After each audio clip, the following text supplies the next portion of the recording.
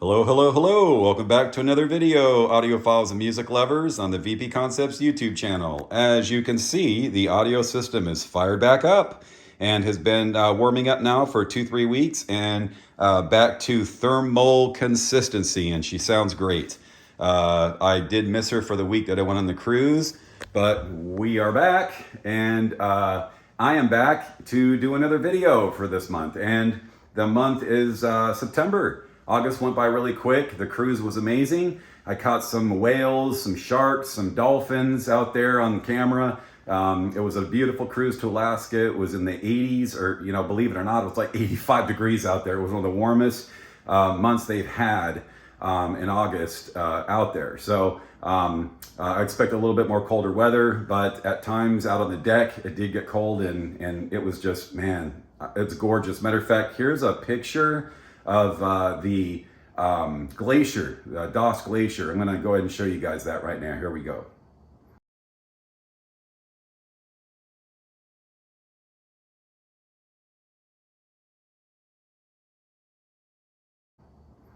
Okay, beautiful, right? So now that we're back and I was getting the system all tuned up again, I noticed that the MT5 had a little bit of some, my McIntosh turntable had a little bit of some wow and flutter.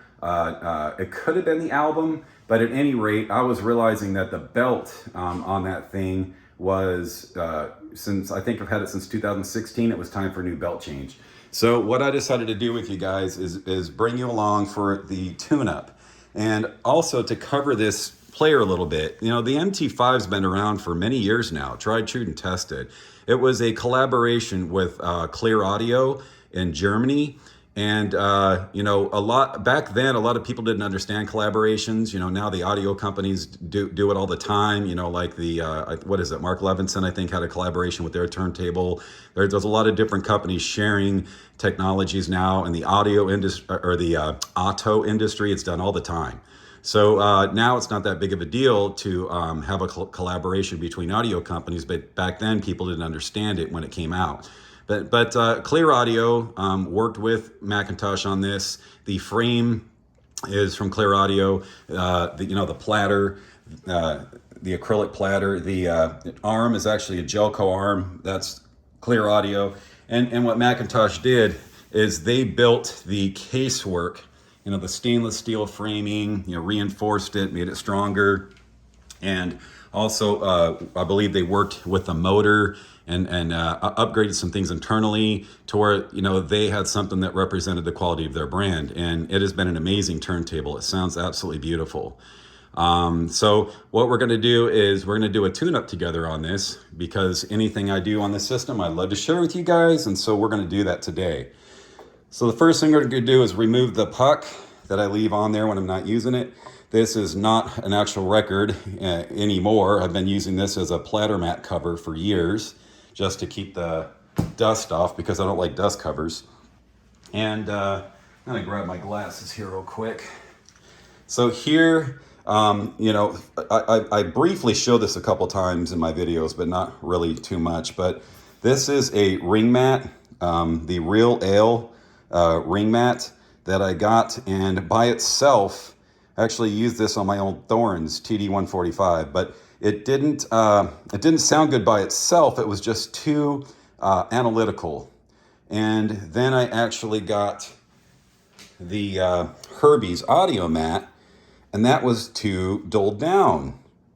And so when I combined the two, it actually gave me all the air and openness and spaciousness of the performance, and the mids were just so warm, and the bass was nice and open and tight, like balloon, like a full, right? More full. And the combination of the two was amazing. So all I did is adjust the VTA and whatnot on the arm to get it dialed in, and then it was perfect. I liked it much better than the felt mat that came with it.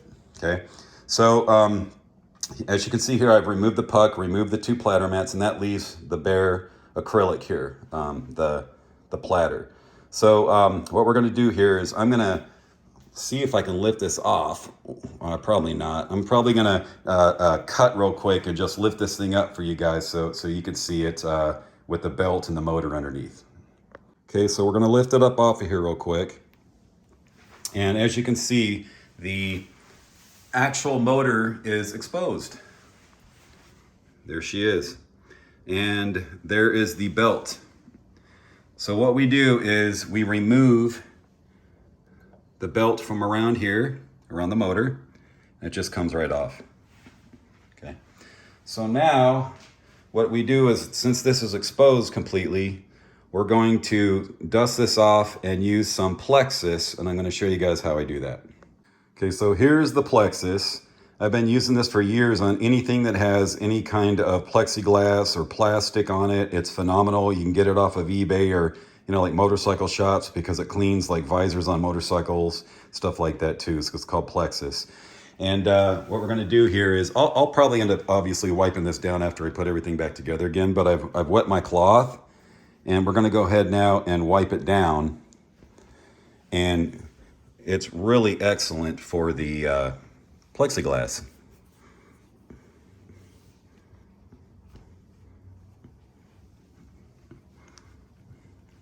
So I will finish this up and polishing this in, and then I'll be right back. Okay, and she's all finished. A lot of elbow grease and a lot of love, and it's all polished in. And I actually take my iPhone light and run it across the surface to make sure that I didn't miss any spots when it's done.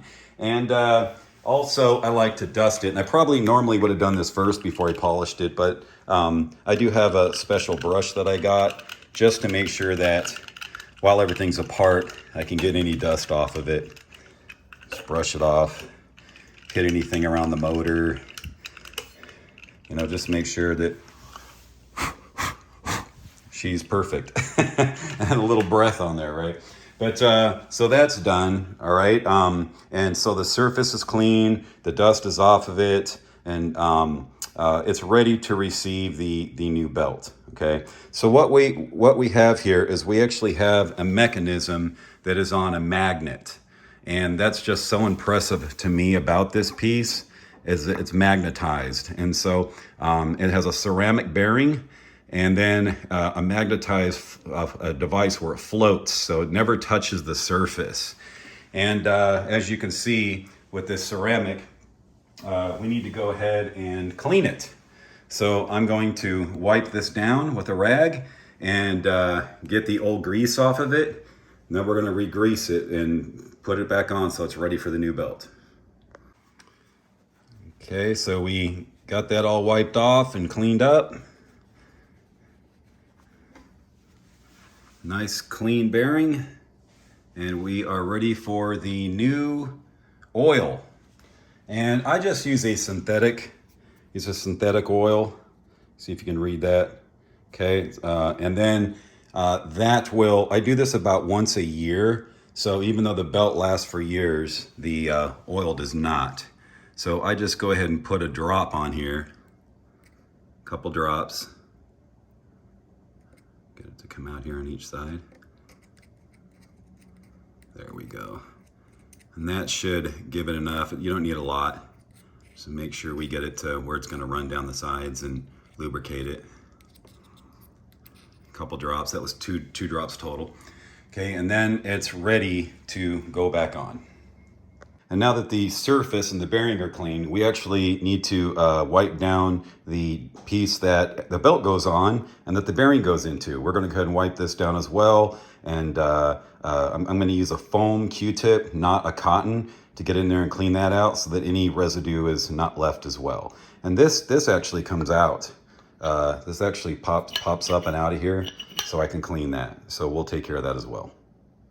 Okay, so that's wiped down, and all the old residue has been taken with my little Q-tip there from out of it, and it is ready to be put back on the player. Let's do it.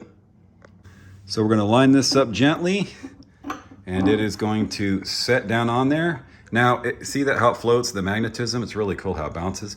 So the belt is going to go on now, and then when the platter goes on, it will seat the belt and everything will come down further inside here. But for right now, because of the magnets, it's floating. So I'm gonna go ahead and take the belt out and install that right now. So we put the belt around the motor, and then we just gently put it around here, and then it will slowly work itself on, just like that. And we are ready for the platter. Woohoo! So this platter is a beast, man. She weighs a lot. And as you can see, it just goes right on around there. And that will actually sink the whole mechanism in to where that belt and everything is on there perfect. So now we're going to install, well, first what I'm going to do is just dust off anything that may be on the platter. There we go. And we're going to install our platter mats back on here again. That is the Herbie's audio mat. We're going to dust that off because it doesn't come off very often. So when it does, I'm going to go ahead and hit it. Even though I have a cover for it, it does still pick up some dust.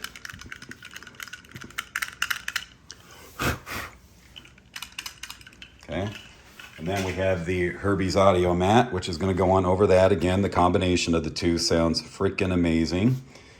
All right, and then we are going to put the disc cover back on and the puck back on. And now what I'm going to do is I'm going to speed test it. We have a new belt. We have new oil. So more than likely, we're going to need to adjust the speed. And that's done back here. There's actually a way to adjust the speeds. So we are going to get out my trusty little RPM app on the iPhone here. I'm gonna take an actual tape, like off masking tape or packing tape. You take the packing tape and set it there. It goes around perfectly around the center. You set the iPhone on that so that it's perfectly in the middle, so that gyro can take a good measurement. So we're gonna do that now, and I'll give you a screenshot of that app. Okay, so now she is running at the proper 33.33 speed. The platter fires right up. Before, it used to take a couple seconds to get up to speed. I compared the old belt with the new belt. The old belt's about half an inch longer, so it's definitely stretched over the 8 years that I've had it, and it was definitely my ear picking up that wow and flutter. So the final thing to do is grab my trusty LP9 here, Stylus cleaner from MoFi. I think it's, in my opinion, the best out there. And just treat her a little bit here with my beautiful Hannah ML, which I'm in love with. This cartridge is incredible for the money. Okay, see if I can get in focus here for you guys so you can see it, because it's very hard to focus this close. There it is. Okay, so the Hannah ML, still under still points here, obviously. Using the Kimber Select CU, that's the 30, I believe it was, I don't know, $3,200, I believe. Could have been $2,300, but I think it was $3,200 for that, actually. It was a pricey baby at the time, but it really elevated the whole turntable. So with the two platter mats, with the upgraded Hannah ML, the still points, the Kimber CU, there's about 14 grand in this now, but man, you know, as much as I bitch about vinyl, guys, that I'm always having issues with clicks and pops and stuff, when you get a good one, it's, you know, it makes the CD player cough, and this thing is absolutely gorgeous to listen to. Don't get me wrong. It's the pinnacle, in my opinion, of what I've heard out of digital audio for my years, the electric company and the DAC. But, you know, there's 10 grand in there. And of course, my Nakamichi, it just does things I couldn't believe music could do. It sounds so organic and so natural, just so lifelike.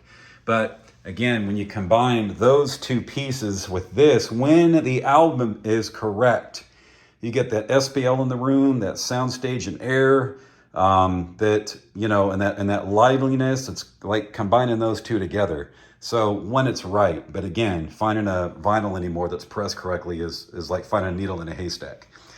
So let me flip you around here. I wanted to thank you guys again for coming into my home for another month, checking out the Turntable tune-up. And as a reward, we are going to now, instead of looking out the window to say goodbye, we're going to end with a beautiful jazz musical performance on the cruise I went on.